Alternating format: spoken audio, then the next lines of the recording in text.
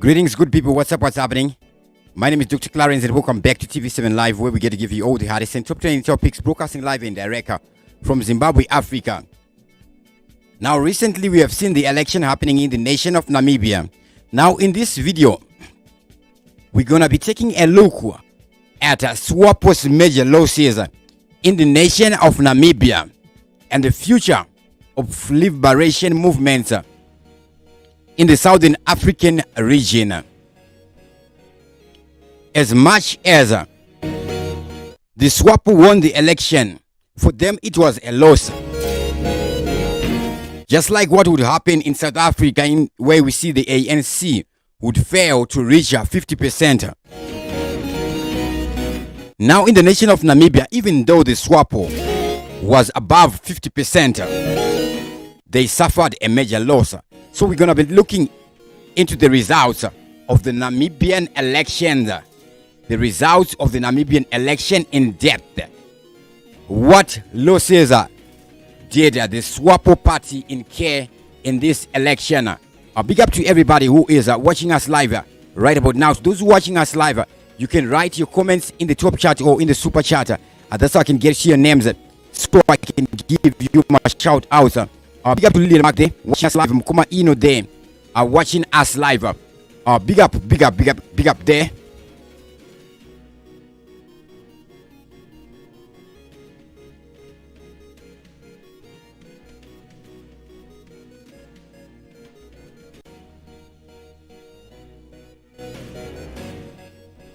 Recently we saw this. Namibia's governing party SWAPO has retained its hold on power after more than 30 years. However, its grip has been loosened. The latest African country where incumbents have had a difficult time this year. According to official results, Netumbo Nandi Ndaitwah, the SWAPO candidate, won the presidential election with 57% of the vote, becoming the country's first female leader. Opposition parties have refused to accept the outcomes after the polls were marred by logistical problems and irregularities. Other important questions that have yet to be answered include how it was possible for the SWAPO to increase its share of the presidential vote when in the parliamentary election it recorded its worst ever performance. SWAPO is not alone in suffering a major electoral setback. This year has been an annus horribilis for those governments in the sub-Saharan African region. They have had to face voters in the ballot box. In almost every election in the region this year, under reasonably democratic conditions, the governing party either lost a significant number of seats or lost power completely. This trend has been driven by a combination of factors like the economic downturn, growing public intolerance to corruption, the emergence of increasingly assertive and well-coordinated opposition parties. And this trend is likely to continue into the year 2025. One of the most striking aspects of the elections that have taken place in 2024 is that many have resulted in landslide defeats for governments that have previously appeared to have strong grip on power, including countries that has never before experienced a change at the top. The BDP, Botswana Democratic Party, that had ruled the country since independence in 1966, was crushed in October general election. As well as losing power, BDP went from 38 seats in the 69-strong parliament to almost being totally wiped out. After winning only 4 seats, the BDP is now one of the smallest parties in parliament and faces an uphill battle to remain politically relevant and even active.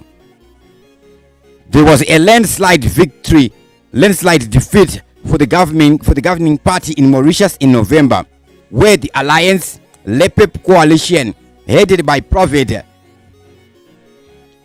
of the militant socialist movement, won only 27% of the vote and was reduced to just 2 seats in parliament. With the opposition alliance, the change sweeping 60 of the 66 seats available, Mauritius had experienced one of the most complete political transformations imaginable. Senegal, the self-declared Republic of Somaliland, also saw victories. In the case of Senegal,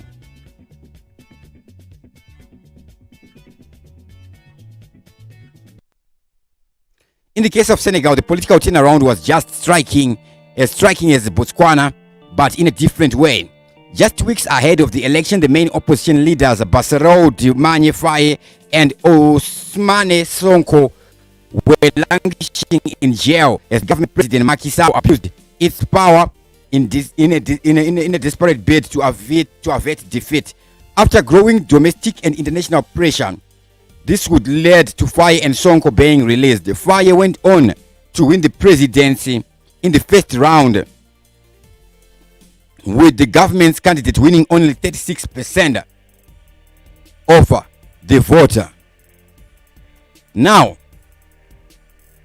we see these trends that this ruling liberation movement has been systematic.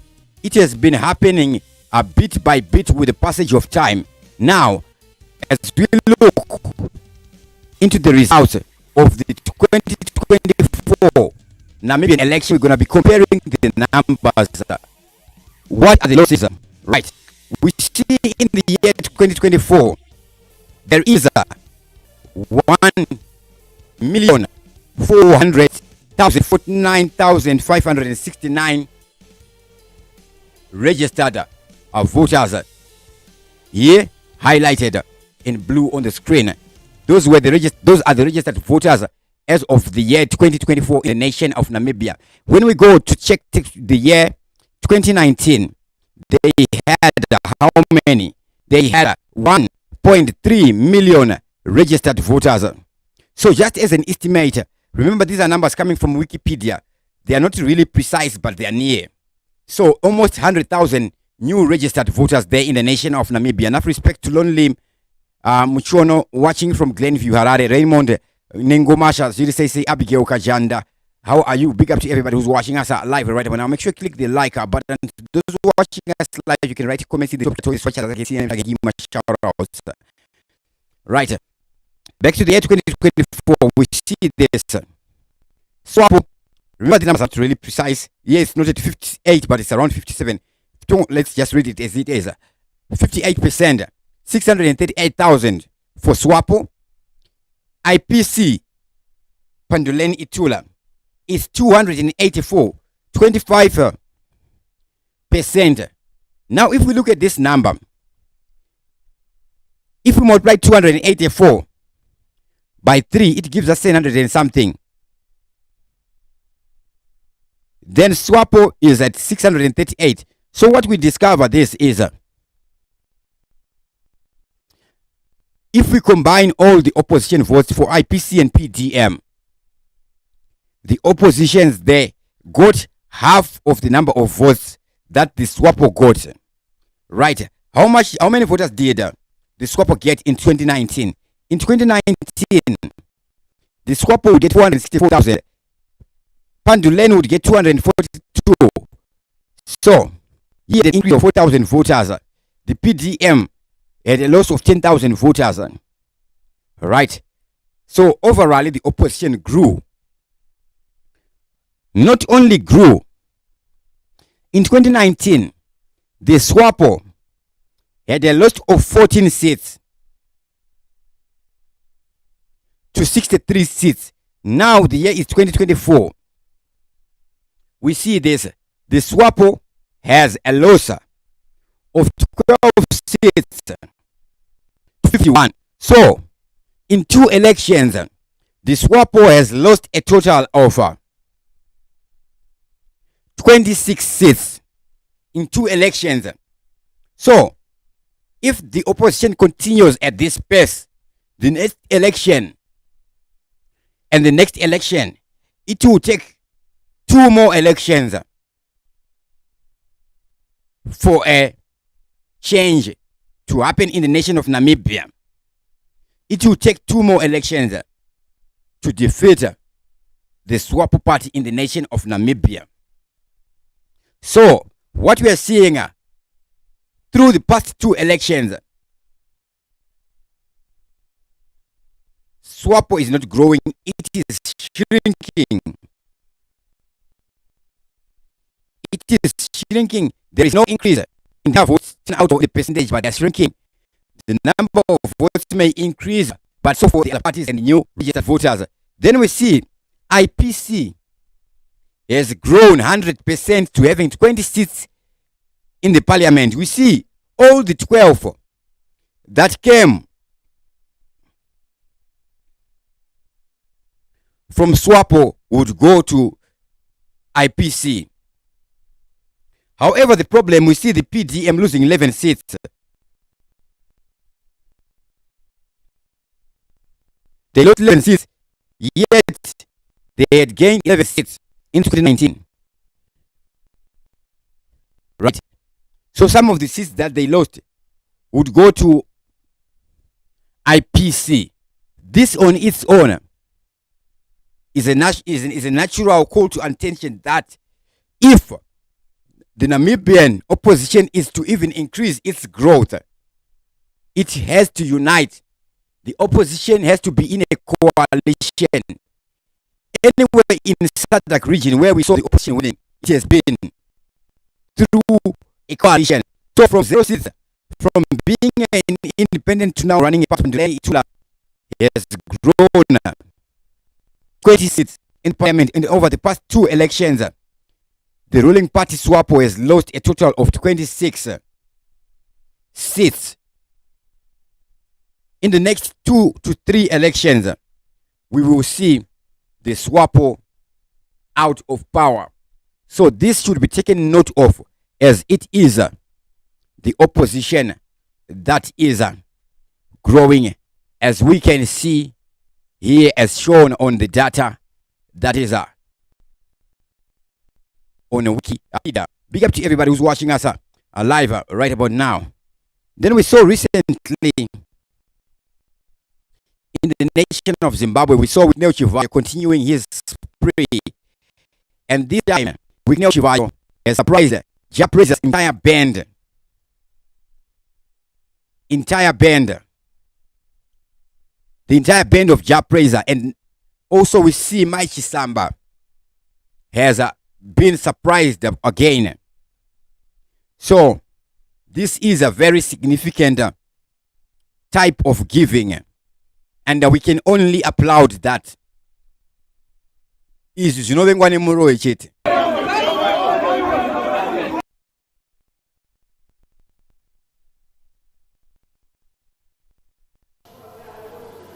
was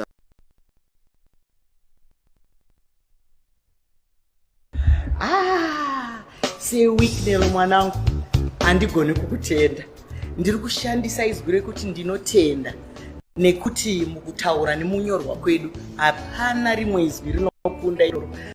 Asenda kwangu kuri kufashuka, ndiri kupembera. Handina kumboziva kuti uri mutariri nemutevereri akatangisa kufamba nezvirongwa uchiri mudiki. So ndikabaizwi rechirungu, you are a big fan. Ndinokutenda mwanangu, itirwe nyasha. Ndafara mudziyo unaka, ndichaushandisa murunako sekundipa kwaita. Mwari ngavakuvedzere, vakubatsire. Ndinotenda, ramba wakadaro. Ndinotenda nekuti unoziva kana munhu uchiita. One thing I respect about Wignell Chivayo making these moves, he is honoring these legends, something that has never been done in Zimbabwe. All the years these guys have served our nation, he is honoring that, and in that he is being blessed by God with honor also. That respect, that is the same biblical honor we see in the Bible. Honor your father and your mother. And these figures, their mothers and their fathers in our land, we see him honoring Mechanic Manyeruke. We see him honoring Baba Mai Charamba. And for that honor, Personally, I am moved and I respect him for that. Right? All the other stories are all the other stories. They are not related. This gesture is a goodwill gesture. No matter what other stories we talk about in other stories, in other allegations, this is not related. saka hauzivi kuti riri kudzika kusvika papi kune vamwe asi manyore. Do you see how she is moved, my Samba? Waita zvabata mwoyo wangu. It touched my heart. It increases her. Mwari, zvandinotaura izvi kada ndichimbonzwa kunge ndiri ndega ndine vanhu vatevera. Lord, the things that I speak, I see it touches people. That would be her passion. Why she's doing that. Anyways, that was it. For now, enough respect to everybody who was watching us live. Stay blessed. Be a blessing wherever you are, in whatever capacity you can.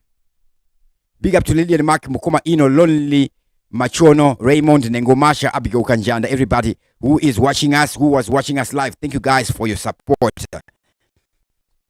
And I am humbled by your support. Dr. Clarence, TV7 Live.